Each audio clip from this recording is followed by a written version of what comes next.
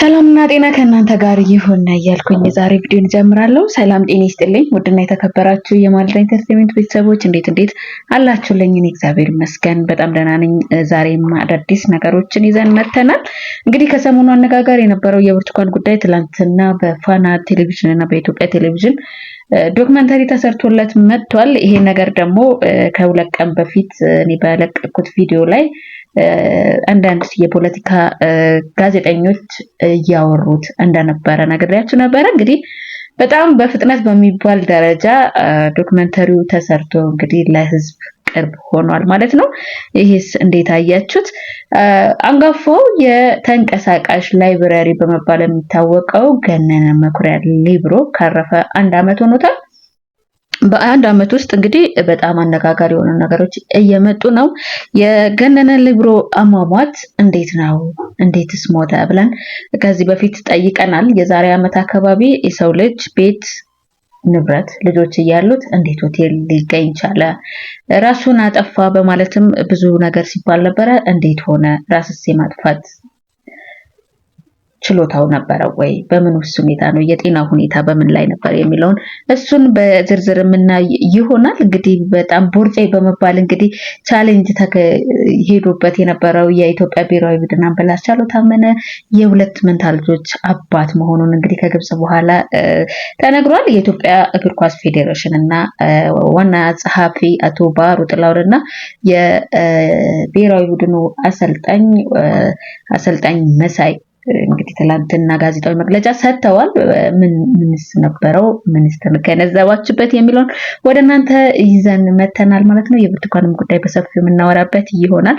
በእርግጥ የብርቱካንም ጉዳይ በሰፊው ማውራት ቢከብድም ግን የተሰማንን የታየንን ትንሽ አንዳንድ ትዝብቶች እናመጣለን ማለት ነው። ሁላችሁም ለዚህ ቻናል አዲስ ከሆናችሁ ቻናሉን ሰብስክራይብ፣ ላይክ፣ ሼር በማድረግ አብራችሁን ትቆዩ ዘንድ በአክብሮት ጠይቃለሁ። መልካም ሁሉ ከኔም ከእናንተም ጋር ይሁን።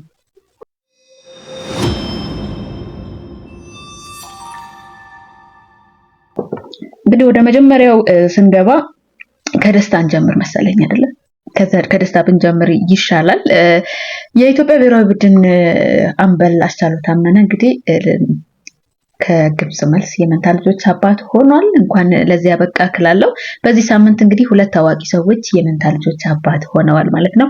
በበጎነቱ በመልካምነቱ የምናውቀው ወደ ቡቡ ለሰው ልጅ ደራሹ ፈጥኖ ደራሹ ማስተር አብነት እንግዲህ ደቡብ ካበቀለቻቸው መልካም ልብ ካላቸው ድንቅ ወጣት ማስተር አብነት ይገኝበታል። ማስተር አብነት እንግዲህ በአዲስ አበባ በቤተ ዛታ ሆስፒታል የሁለት መንታ ልጆች የአንድ ሴትና የአንድ ወንድ አባት ሆኗል። እንግዲህ አብነት ከዚህ በፊት የአንድ ሴት ልጅ አባት የሆነ ሲሆን አሁን ላይ ደግሞ ሁለት ሲጨመሩ የሶስት ልጆች አባት ሆኗል ማለት ነው። እንኳን እግዚአብሔር ረዳ ክላለው። የሱን መልእክት በጣም ስለተመቸኝ ላንብብላችሁ። እግዚአብሔር በቤቴ በረከትን ይዞ መጣ። እኔን ይባረክ እናንተን የሚባርክ የኔ አባት በመንታ ልጆች ባርኮኛል እናንተም ይባርክ ይላል። ትንሽ ስለ ማስተር አብነት ትንሽ ላውራ። አንዳንዴ ሰዎች ካለፉበት ከተነኩበት ከመጡበት መንገድ ሳይንቀሳቀሱ ሲሄዱ ድንገት የመጣ መልካምነት ይመስለናል። በበጎ መንገድ የምናያቸው ሰዎች በመልካም ነገር ወይም በበጎ ፈቃድ የሚሰሩ ሰዎች እንዲሁ ዝም ብለው ከመሬት ተነስተው የመጡ እንዳልሆነ ማሳያ ነው። በአንድ ወቅት የካንሰር ታማሚ ነበረ። እግሩ ላይም ገልጾ እንግዲህ የሱን ቃለ መጠይቅ ያላያችሁ ሰዎች ሲጄ ቲቪ ብላችሁ የፓስተር ታምራት ቲቪ ቻናል ነውና እዛ ገብታችሁ ሙሉ የማስተር አብነትን ታሪክ ይዩት። በጣም ከደነቁኝ ታሪኮች እግዚአብሔር እናንተ ለሰዎች ሲፈጥራችሁ ከእሳት ላይ ፈትኖ እናንተን እንደሚያቆማችሁ ያየሁት በማስተር አብነት ነው። ሲሰጣችሁ ሊፈትናችሁ ይሰጣችኋል፣ ሲነሳችሁ ግን ያስተምራችኋል። ማስተር አብነት በቀድሞ ህይወቱ በጣም የነበረው ሀብታም የነበረ መኪና ላይ መኪና የሚደራረብ ድንቅ ወጣት ነበር። በሆነ ጊዜ ላይ ደግሞ የሚበላው ያጣ፣ በዚሁ በማጣቱ ላይ በጣም ምርር ብሎ የሚናገረው የአንዲት እህቱ የታናሽ እህቱ መሞት ምን ያክል እንደሰበረው የምታዩበት ነው። ታሪኩ እንደዚህ ነው። 100 ብር ከእናቴ ተቀብዬ ሄድኩኝ። በዛች 100 ብር ሄጄ በምጠቀምበት ጊዜ ሆቴል ቁጭ ብዬ እህቴ ደወለችልኝ። ወንድሜ ልብስ አገዛልኝም ስትለኝ በእጄ ላይ እናቴ ከሰጠችኝ 100 ብር ሌላ ምንም ነገር የለኝም። ነገር ግን እህቴ ሁለመናዬ ናት። የኔን ልብስ ለብሳ ለኔ ትልቅ ዋጋ ያላት ሁለመናችን አንድ የሚያደርቀን ድንቀት ነበረች። እህቴ ማስከፋት ስላልፈለኩኝ ጓደኞቼ ጋር ደውዬ አንድ ልብስ ይሰጡኛል በማለት ነይ ያልኳት።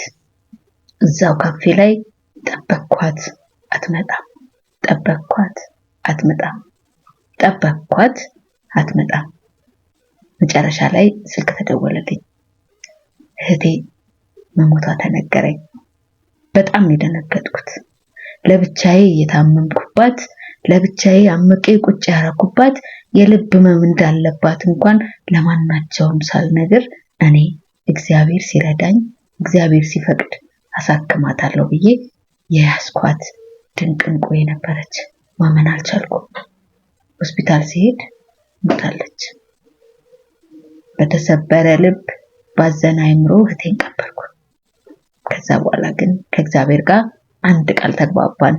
አንተ እኔን ሰው ካረክ፣ እኔን ከባረክ፣ የቤቴን በረከት የእጄን በረከት አንተ ከባረክ የሰጠከኝን እሰጥካለሁ፣ አንተ ብቻ ባርከኝ ብዬ ከእግዚአብሔር ጋር ቃል ገባሁ። እንዳለው እንደተመኘሁትም አደረገልኝ። ባረከኝ። የባረከኝም እሰጣለሁ። አሁን በቅርብ በጣም ኃይለኛ ህመም ታመምኩኝ። ፈራው፣ መኖር ፈራው። ልጄን እያየው በጣም በብዙ እተክዝ ነበር። ግን ከእግዚአብሔር ጋር የገባሁት ቃል እንዳላጥፍ ስለፈራሁኝ ቤተሰቦቼን ሰበሰቧቸው። ለምስክርም ወንድሜ እዚህ ጋር የኔ የሆነ ምንም ስለሌለ የእግዚአብሔር ነገር ስለሆነ እኔ ጋር ያለው እንዳለ የእግዚአብሔርን ለእግዚአብሔር እንድትሰጡ ብዬ ቤተሰቦቼን ቃል አስገባዋቸው። እግዚአብሔር ደግሞ ድንቅ አምላክ ነው። እኔን ማረኝ። ዛሬ በመካከላችሁ ተገኘው። ከካንሰር ተረፍኩ፣ ከሀዘን ወጣው። በብዙ መባረክ ወደፊትም በብዙ እንባረካለን። የተሰጣችሁን ስጡ። ስትሰጡ እግዚአብሔር በብዙ ይባርካችኋል። ይሄ የማስተር አብነት ከኢንተርቪው ላይ የተወሰደ በድምጽ የተስተላለፈ በጽሁፍ ደግሞ ከኔ የቀረበ ነው። በጣም ድንቅ መልእክት ያለው እኔ ከምነግራችሁ በላይ እና እንዲሁ ዝም ብሎ አይደለም ሰው የመጣውላችሁ ፈልጌ ነው። ለምንድነው እንደዚህ ያልኳችሁ?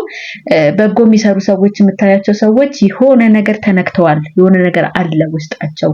ውስጣቸው ያለውን ነገር ነው ለኛ አውጥተው የሚሰጡንና ቀላል እንዳልሆኑ፣ በቀላል እንዳልመጡ፣ በቀላል እዚህ ደረጃ ላይ እንዳልደረሱ ለማሳየት ፈልጌ ነው ይሄንን ያመጣሁት። እንግዲህ ሁለታችሁንም እንኳን ደስ አላችሁ። እናንተን ይባርከኛንም እንዲባርክ፣ እናንተን ይባርከ ልጆች ለሚፈልጉ በሙሉ እንዲባርክ ጸሎቴ ነው። እግዚአብሔር በሞገስና በጥበብ ያሳድግላችሁ ለማለት እወዳለሁኝ ማለት ነው።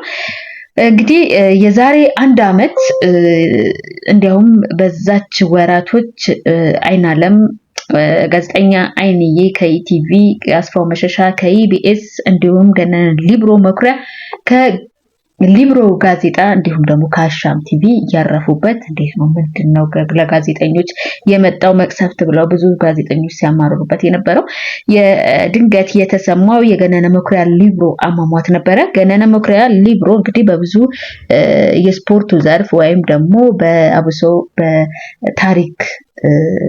በታሪክ በጣም የሚታወቅ ታሪክ አዋቂ፣ ለታሪክ ቅርብ የሆነ ሰው፣ ከዛም አልፎ ደግሞ ተንቀሳቃሽ ላይብረሪ በመባል ይታወቃል። ዕውቀቱን ይዞት እየሄደ ለዕውቀቱ እኛ እንኳን በደንብ ለምናውቀው ያልጠገብንበት ድንቅ ላይብረሪያችን ነበረ ገነነ ሊብሮ። እንግዲህ ገነነ ሊብሮ አንድ የሆቴል ክፍል ውስጥ ነው ሞቶ የተገኘው። ይሄም ደግሞ ለምን እንዴት ገነነ ሊብሮን የሚያክል ሰው እንዴት ሆቴል ውስጥ ሞቶ ሊገኝ ይችላል ብለን እንግዲህ ሁላችንም እዚህ ሚዲያ ላይ ካያችሁት የዛሬ ዓመት በጣም አጥለቅልቆት ነበረ። ከነዛ ውስጥ እንግዲህ የጠየቁ ጋዜጠኞች ዛሬ ላይ እንደተከሰሱ እየሰማን ነው። ለምን ግራ ነው የሚያጋባው። እኔ የተስፉን ድምጽ ትንሽ አስገባላችሁና እኔም ግን ጥያቄ አለኝ። ጥያቄ አንድ ሰው ባለትዳር የልጆች አባት የሆነ ሰው እንዴት ብቻውን ሆቴል ሊገኝ ይችላል? አንድ ገነነ ሊብሮ ደብቆት ኖሯል እንጂ በስኳር ህመም ምክንያት ሁለቱም እግሮቹ አጥቷል። እግሮቹን ካጣ በኋላ የአርቲፊሻል እግር ሊገጠምለት ንግግር ላይ እንደሆነ በጣም መሄድ እንደሚፈልግ እንደጓጓ አንድም በጣም የሚታወቅ አርቲፊሻል እግር የሚሰራ ሰው ከሞተ በኋላ በጽሁፍም በአንዳንድ ኢንተርቪዎች በሬዲዮ ኢንተርቪዎችም ተናግሯል። ለምሳሌ ልክ የሆቴሉ ሰዎች ይላል እዚህ ጋር የሆቴሉ ባለቤቶች ገነነ ሊብሮ ስኳሩ በጣም ስለወረደ እባካችሁ ብለው ለባለቤቱ በሚደውሉበት ሰዓት ሜሪንዳ ስጡት በማለትም ባለቤቱ መልስ እንደመለሰችላቸውና በቅርቡ የነበረው ጋዜጠኛ ሰይድ ኪያር ግን ከሀገር ውስጥ ስላልነበረ ማለትም አዲስ አበባ ስላልነበረ ለስራ ወጥቶ ስለነበር ለሆቴሉ አስተናጋጆች በመደወል እባካችሁ ሜሪንዳ ስጡልኝ ብሎም እንዳቀበለ የሚታወስ ነው። ይሄ ማለት እንዴት ነው? እኔ ግራ ስለገባኝ ነው። በዛ ሰዓት እንግዲህ ሲንሸራሸሩ የነበሩ ነገሮች ነበሩ። ገነነ ሊብሮ መኩሪያ ከመሞቱ በፊት ወይም እግሩ ከተቆረጠ በኋላ ባለቤቱ ከሌላ ወንድ ጋር ግንኙነት እንደነበራትና የሱን መኪና ለአዲሱ ፍቅረኛው እንደሰጠችው ከዛም ገነነ ሊብሮ ይሄንን ሲያይ በጣም ንዴት ውስጥ እንደነበርና ሆቴል ማረፍ እንደሚፈልግ እንደነገራት ሆቴል ለማስገብተው ከዛ በኋላ ዞር ብላም እንዳላየችው ይጠቅሳል። ይሄ ነገር እንዴት ነው? እኔ ገነነ ሊብሮ ስለ ባለቤቱ ሲያወራ በተለያዩ ኢንተርቪዎች ያያችሁ ሰዎች ወይም ኢንተርቪው የምትከታተሉ ወይም የሬዲዮ አድማጮች ልክ እንደኔ የሬዲዮ አድማጮች ከሆናችሁ ስለ ገነነ ሊብሮ ባለቤት የማያውቅ የስፖርት ጋዜጠኛ አለ ብዬ አላምንም። ስለ ገነነ ሊብሮ ባለቤት የማያውቅ የሬዲዮ አድማጭ አለ ብዬ አላውቅም። በተለየ መልኩ በተለየ እይታ ድንቅ ሴት እንደሆነች የሚነገርላት ወይዘሮ አስቴር ዛሬ ላይ የዛኔም ብዙ መረጃዎች ሲወጡ ነበረ። የሱም ባለቤቱ አዲሷ ፍቅረኛው ይሄ ነው በማለትም ሲነገር ነበረና እንግዲህ ከአመት በኋላ የዛኔ የገነነ ሊብሮ ባለቤት ስም ያጠፉ ጋዜጠኞች ወይም ፕሮግራም የሰሩ ጋዜጠኞች በሙሉ ለክስ ቀርበዋል። ይሄ ነገር እንዴት ነው የሚለውን አንዴ ከተስፉ እንስማውና ወደ እናንተ መጣል። ታላቁ ኢትዮጵያዊ ደራሲ ለወራት ከባድ ህመም ላይ ቆይቶ በስኳር ህመም የተነሳ እግሩ ተቆርጦ ቀናት አንድ ሆቴል ሩም ውስጥ ከተቀመጠ በኋላ ራሱን አጠፋ ተባለ። ለምን አጠፋ? እንዴት አጠፋ?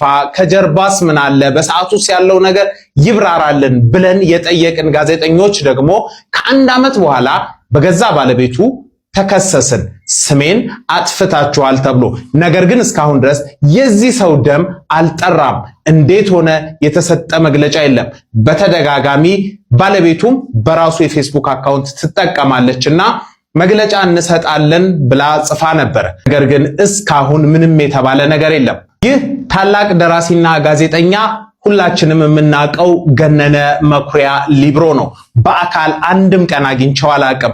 ነገር ግን ስራዎቹ ይገዙኛል። ለኢትዮጵያ ትልቅ ታሪኮችን ጽፏል። የጻፋቸው መጽሐፎች በተለይም በ1970ዎቹ የነበሩ እውነታዎችን እያንዳንዷን እያስታወሰ መዝግቦ ያኖረ ለታሪክ ያስቀመጠ ሰው ነው። ዛሬ እሱ ታሪክ ግን ተረስቷል። አሁንም እንጠይቃለን። ከኔ እኩል እንጠይቃለን የምትሉ ሰዎችም ኮሜንት ላይ አለው በሉ። ሚዲያዎች፣ አክቲቪስቶች ዝም አትበሉ። ይሄ ሰው የብዙዎችን ታሪክ እንዳይጠፋ ታግሎ ያኖረ ሰው ነው። ዛሬ እሱ ታሪክ ጠፍቶ እንደ ቀልድ አንድ ሆቴል ሩም ውስጥ ራሱን አጠፋ ተብሎ ግን ተዘግቷል። ጉዳዩን ለማታውቁ ሰዎች ልንገራችሁ። ይህ ሰው ከመሞቱ በፊት እስከዚህ ድረስ ካዳመጥ ነው በቂ ነው። ሌላው ደግሞ የረሳሁት ነገር ራሱን አጠፋ ለሚባለው አንድ እግር የሌለው ሰው ወይም እግሩ የተቆረጠ ሰው እንዴት ነው ገመድ አንጠልጥሎ ራሱን ሊያጠፋ የሚችለው? ይህን ጥያቄ ለእናንተ ልተውላችሁና እናንተ ብትመልሱልኝ በጣም ደስ ይለኛል ለማለት ፈልጌ ነው ማለት ነው። እሺ ሌላኛው ወደ ሌላ ይሄኛው ነገር እውነት ለመናገር የገነነ ሊብሮን ነገር እኔም ፕሮግራም ከሰሩት ውስጥ ነበርኩኝ የዛኔ ሲሞት።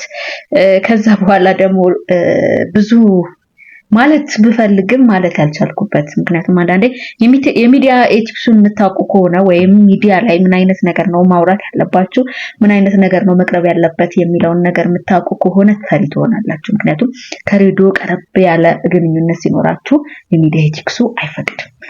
በዛ ልክ ነበረ የተውኩት። አሁን ግን ራሷ ካመጣችሁ አንቺ ታሩጪው ከሆነ እሷ ጠያቂ ወይም ከሳሽ ሆና ከመጣች እንግዲህ እኛም ጥያቄ እናቀርባለን። የገነነ ሊምሮ መኩሪያ የመጨረሻ መጽሐፍ ተዘጋጅቷል ተብሎ ነበር። በምን ላይ ደረሰ? አንድ ሁለተኛ የሱ ደም እስካሁን ድረስ በፖሊስም ምንም ነገር የተባለ ነገር የለም። ወዴት ደረሰ ለማለት ወዳለው ደግመኛ ቪዲዮ ሰራለሁ። የሱን የሰራቸው ስራዎችን በመረጃ አምጥቼ ቪዲዮ ሰራለሁ። ይሄንን ቃል ገባላችኋለሁ። ሌላኛው እንግዲህ የእግር ኳስ ፌዴሬሽን ጽሕፈት ቤት ኃላፊዎች ትላንትና መግለጫ ሰጥተዋል። በመግለጫውም ይዤ የገባው ታክቲክ ተከናውኖልኛል፣ በዚህም ደስተኛ ነኝ ሲሉ የኢትዮጵያ ብሔራዊ ቡድን የወንዶች የእግር ኳስ አሰልጣኝ አቶ መሳይ ተናግረዋል። እንግዲህ ይበል እናም ያርግላችሁ ብለናል። ትላንትና በአስቻለው ታመነ ቃል እንትኑ ላይ መግለጫው ላይ አልተገኘም። አስቻለው ታመነ ህዝቡን ባለማክበር ሳይሆን ለውድድር ስለወጣ ነው የሚል ነገርም በዛው ላይ አክለው መልሰዋል ማለት ነው። እንግዲህ የጽሕፈት ቤቱ ኃላፊ አቶ ባህሩ ጥላውን አሁንም ከጋዜጠኞች ግብ አልዳኑ። እንዴት ነው ነገሩ? በነገራችን ላይ በኢትዮጵያ የእግር ኳስ ፌዴሬሽን ታሪክ ከፍርድ ቤትና ከክስ የማይላቀቁ የጽሕፈት ቤት ኃላፊ እንደሆኑ ሪከርድ እንደሰበሩ ይታወቃል። እሱንም በሰፊው በምን ደረጃ የሚለውን በሰፊው ይዤላችሁ እመጣለሁኝ። አብሮነታችሁ በደንብ ካለ እነዚህም ነገሮች ይዤ እመጣለሁ ማለት ነው። ከሰሞኑ አነጋጋሪ የነበረው እንግዲህ የብርቱካን ተመስገን ጉዳይ በኢቢኤስ ቴሌቪዥን በኢቢኤስ ላይ አዲስ ምዕራፍ ላይ ከቀረበ በኋላ ብዙ ነገሮች እየመጡ ይገኛሉ። እንደምታስታውሱት ጋዜጠኛ መሳይ ያቀረበውን መረጃ አምጥቼላችሁ ነበረ። ከሁለት ቀን ብቻ ጠብቁ፣ ኢቲቪ አዲስ ዶክመንተሪ እየሰራ ነው በብርቱካን ጉዳይ፣ እሱም ዶክመንተሪው አይደለም ውሸት ነው ተብላ ትመጣለች ብሎ ነበረ። እውነት ለመናገር እዚህ ነገር ላይ እኔ ራሴን ማጋፈጥ በጣም ከብዶኛል። ግን እንደ ሰው አስተያየት ብቻ ሰጥቼ ነው ማለት ነው። አስተያየት ብቻ ያ ምንድነው አንዳንድ ነገሮችን ላቅርብ። ትላንትና ከቀረቡት ነገር ላይ ማለት ነው ከቀረቡት ነገር ላይ ስህተት መስሎ የታዩኝን ላቅርብ። ትላንትና እንግዲህ በትዳር እንደገባችና ሐዋሳ ዩኒቨርሲቲ እንደተማረች እንግዲህ ያው እዛው ጋር አንዳንድ መረጃዎች የሐዋሳ ዩኒቨርሲቲ የሚለውን መረጃ ስለወጣ እዛ ላይ ቀርቧል። እንደወጣችና ሐዋሳ ዩኒቨርሲቲ ላይ እንዳለች እየተነገረ ይገኛል። ከስህተቶች ውስጥ ከቃለ መጠይቅ ውስጥ ካገኘዋቸው ነገሮች ላይ ላንብብላችሁ። እሱ በድንግልና ነው ያገኘዋት ይላል ባልየው። እሷ ሳገባው አርግዤ ነበር። እያዳመጣችሁ ነው። እሱ በድንግልና ነው ያገኘዋት፣ እሷ ሳገባው አርግዤ ነበር። እህቷ በባህላዊ ነው የተጋቡት። የቲቪው ስርጭት እንደሚጠቅሰው ደግሞ የዘመናዊ በቤሎ ፎቶ ለቋል። ኦኬ እሱ ልጃችን 2 ዓመት ከ5 ወሩ ነው ይላል። እሷ በ2014 ነው የተጋባ ነው። ሲጋቡ እርጉዝ ነበረች። ልጁ ኦሬዲ አሁን ወደ 3 ዓመት አለፈው ማለት ነው። ይሄ ነገር እንዴት ይዛችሁታል? ይሄ ነገር እንዴት ይዛችሁታል? እኔ ግራ ስለገባኝ ነው። ጥያቄ የሆነብኝን ነገር መጠየቅ ስለፈለኩኝ ነው። ይሄ ነገር ትንሽ ግራስ ብሎኛል። እንደገና ልድጋምላችሁ። እሷ ሌላ ወንድ አላቅም፣ ተደፍሬም አላቅም፣ ምንም የተባልኩት ነገር የለም። ኢቢኤስ ላይ ለትወና ነው የቀረብኩት ብላለች። ለትወና ነው የቀረብኩት፣ ምንም ነገር እኔ ጋር ችግር የለብኝም፣ የህመምም ችግር የምንም ችግር የለብኝም። ግን ደግሞ ልብ መብቻ ነው ያለብኝ በየተባልኩትም ብያለሁ ብላለች። ኦኬ ጥሩ ነው። እንደዛ ከተባለ እሷ በድንግልና ነው ያገባሁት። አንድ እሱ በድንግልና ነው ያገባዋት። እሷ ሳገባ አርግዤ ነበር። እህቷ በባህላዊ ሜዳር ናት። የቲቪው አዘጋጆች የለቀቁት የቤሎ የሰርግ ቤሎ አለ የመስክ ምናምን እሱ ልጃችን 2 ዓመት ከ5 ወር ነው ይላል። እሷ ደግሞ በ2014 የተጋቡ ጊዜ እርጉዝ ነበረች። ስለዚህ በ2014 እርጉዝ ከነበረች አሁን ወደ 3 ዓመት ሆነው ማለት ነው ልጇ። እኛ ደግሞ ልጁ ግን ሲታይ 2 ዓመት ከምናምን ነው። እንዴት ነው ብቻ እኔ ድብልቅልቁ ወጥቶብኛል። እናንተ ጋር እንዴት እያያችሁት ነው የሚለውን አላውቅም። ይሄን ለእናንተ የቤት ስራ ሰጠዋችሁ እኔ ምክንያቱም ድብልቅልቅ ያለ ስሜት ነው የሚታየውና ትንሽ ግራ ስላጋባኝ ነው። እና እዚህ ጋር ደግሞ ለማድረግ የተፈለገው ነገር እንግዲህ ማዛ መሐመድ እንዳናገረቻት እየተነገረ ይገኛል። ያው ይሄ ነገር ኤዲቲንግ ላይ ያለን ሰዎች በኤዲቲንግ ማምጣት ይቻላል፣ ግን በኤዲቲንግ የመጣ ነው እያልኳቸው አይደለም። ብቻ እውነታው እግዚአብሔር ጋር ስለሆነ ግን ኢቢኤስ በብዙ የሚረዳ ጣቢያ ስለሆነ ብዙ ነገሮችን እንጃ ግራ ገብቶኛል። በነገራችን ላይ አሁንም ይሄንንም ስል አመነውም አላመነውም የሴቶች ጥቃት ይቁም እላለሁ ማለት ነው። ምክንያቱም 5 ወንዶች ደፍረዋት ሞተች። ደራርቱ ለሜሳ አብሯት በነበረ ወንድ ተወግታ ተገደለች። መሐሌት ተክላይ ታግታ ተወሰደች፣ ሞታ ተገኘች። ዘውዲ ሀፍቱ አንድ ወንድ በመኪና ጎተታት፣ ቆስላ ሞተች። መዓዛ ካሳ በምትሰራበት ቦታ በስራ አጋሯ ተወጋች። ጽጌሬዳ ግርማይ የፍቅር ጥያቄ ባለመቀበሏ ተገደለች። ኑሐሚን ጥላሁን በጠራራ ፀሐይ ለፍቅር በጠየቃት ግለሰብ ተወጋች። ጫልቱ አብዲ የቤት ሰራተኛ ለሴቶች ለማለት እወዳለሁ። እውነት ነው አይደለም ማለት ውስጥ አልገባም፣ ግን ፍትህ ለሴቶች እንግዲህ እቺን ቪዲዮ የጓደኝነት ጥግን እንግዲህ እቺን ቪዲዮ ልጋብዛችሁና ፕሮግራሜን አበቃለሁ። ቁርስ አልበላውም እና አንድ ዳቦ እንድትሰጠኝ ነው። ይኸውልህ ከዚህ በኋላ እስካልከፈልከኝ ድረስ 10 ሳንቲም ቢሆን ራሱ አልሰጠም። ገባህ አይደል? እንዴት አደርክ በሴ? እንዴት አደርክ በሴ? ይኸው ዛሬም ብቻ ታገሰኝ። የምጠብቀው ብር ነገ ነው እንጂ የሚገባው። ያንተ ነገ መቼ እንደሆነ እኔ አላውቅም። ይኸው ወሩን ሙሉ ነገ ትላለህ፣ ግን ምንም የለም። ነገማ እርግጠኛ ነኝ ያለብኝን እከፍላለሁ። እኔ አይደለም ነገ አሁን ከአንድ ደቂቃ በኋላ ብትለኝ ራሱ እኔ አላምንም። እባክህ በሴ። ቆይ አሁን ምንድን ነው የምትለኝ? ምን አድርግ ነው የምትለኝ? ያው ቁርስ አልበላሁም እና አንድ ዳቦ እንድትሰጠኝ ነው። ይኸውልህ ከዚህ በኋላ እስካልከፈልከኝ ድረስ 10 ሳንቲም ቢሆን ራሱ አልሰጠም። ገባህ አይደል? እባክህ በሴ እባክህ ዛሬም ብቻ አንድ ዳቦ። ይኸውልህ ነገርኩህ። ዞር በልልኝ የሥራ ቦታ። መጀመሪያ ዕዳህን ክፈልሽ።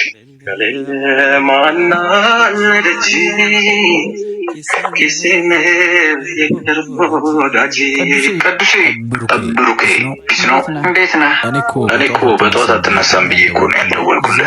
ዛሬ በጠዋት ወዴት ነው? የት? ዝም ብዬ ዞር ልበል ብዬ። እኔማ እኮ አትነሳም ብዬ እኮ ነው ያልደወልኩልህ። ዛሬ እንዴት እንደሆነ አላውቅም፣ በጠዋት ነው የተነሳሁት። ቁርስ በላ እንዴ? ቁርስ ልበላ እየሄድኩ ነበር። አዎ በልቻለሁ። አትፎክሪ። ምንም የበላ እኮ አመስልም ነው ወይስ ብር ስለሌለሽ የሚይዘው ነው? ቆይ እንዴት ነው እያሰብከኝ ያለው? ጓደኛ አይደለሁ እንዴ? የኔ በዛ ሲቀጥል ብዙ ወዳለብኝ ሁልጊዜ አንተ ነው የምትከፍለው። አንድ ቀን ያልከፍል።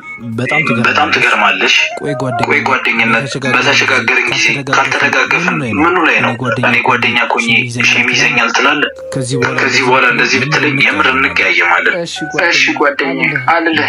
በላውና እንደ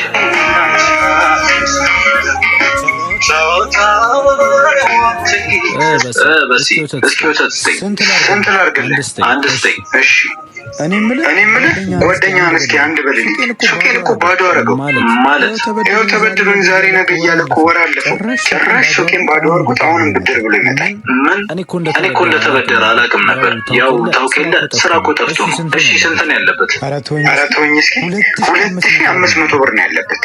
እሺ በቃ እኔ እሰጥሃለሁ። አሁን አካውንትህን ንገረኝ። የምር ነው? እየቀለድክ ነው? ለምን እቀልዳለሁ? ጓደኛ አይደል እንዴ? ወዳጅ